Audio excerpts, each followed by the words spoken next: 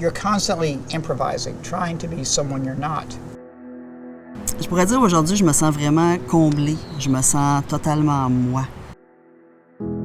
T'as plus le sentiment d'être une imposteur parce que tu sais que tout est ensemble, tu es en harmonie avec toi-même. Puis ça, là, ça te permet d'aller de l'avant dans la vie.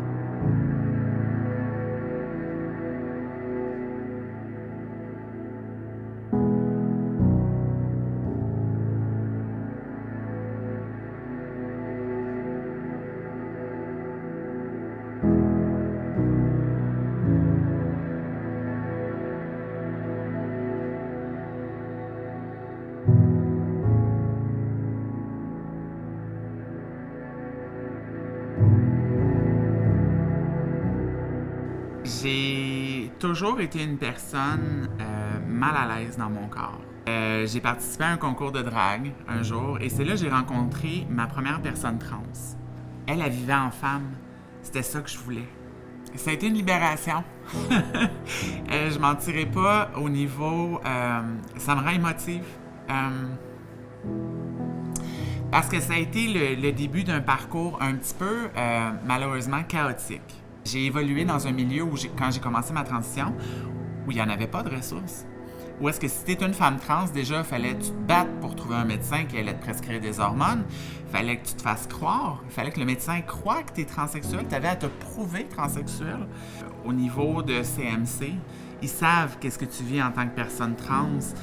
Ils connaissent les enjeux. Ils se sentent en sécurité. C'est un safe space. Moi, j'ai commencé ma transition en 2015. Partout où j'allais, on m'appelait Nathalie. Et quand j'ai eu mon rendez-vous ici, je suis arrivée, première chose, ils m'appellent. Moi, je m'attends qu'ils vont appeler Nathalie, donc ils nomment mon nom. Je réagis pas. Et à un moment donné, j'entends Nicolas Niquette. Là, je fais comme... Là, je me suis levée, j'étais tellement fière, là. Enfin, quelqu'un me reconnaissait pour ce que j'étais. On se sent très vulnérable parce qu'on sait pas dans quoi on s'embarque. On sait qu'on veut la phalloplastie, mais c'est quoi que ça va impliquer? La veille, j'étais excessivement stressée. J'ai pas dormi de la nuit. Je suis arrivée et rapidement, j'ai été prise en charge. On m'a préparé pour l'opération, on m'a emmenée dans la salle d'opération. Chacun s'est présenté. Ma façon de vivre ma vie, ma façon d'être est différente de par cette opération-là. Je me sens totalement moi. We flew from New Mexico and arrived here about a week ago. It feels like a miracle. If an important part of your body that's almost impossible to ignore feels utterly alien, if you've never experienced it, it's probably like, well, why don't you just live with it? But I couldn't do it anymore. I just got to a point where I just couldn't do it anymore. I had to do something. You know, they just were very patient about dealing with my anxiety and my confusion about the procedure. And they kind of walked me through it, which is wonderful.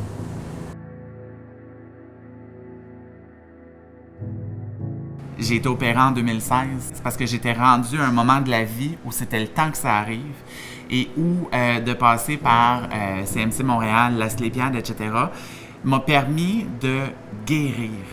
Ça m'a permis, tu sais, évidemment, la journée que je suis arrivée, c'est mon père qui m'avait accompagné. On est arrivé à 6 h le matin. Tu arrives là, puis tu te dis, OK, aujourd'hui, là, le chapitre, le livre, tu le fermes. T'en pars un autre. C'est ça, CMC. C'est ça ce que ça a été pour moi. T'sais, oui, je suis une femme trans, mais je suis plus en transition. Ma transition, elle est finie. T'sais, maintenant, je peux aller de l'avant.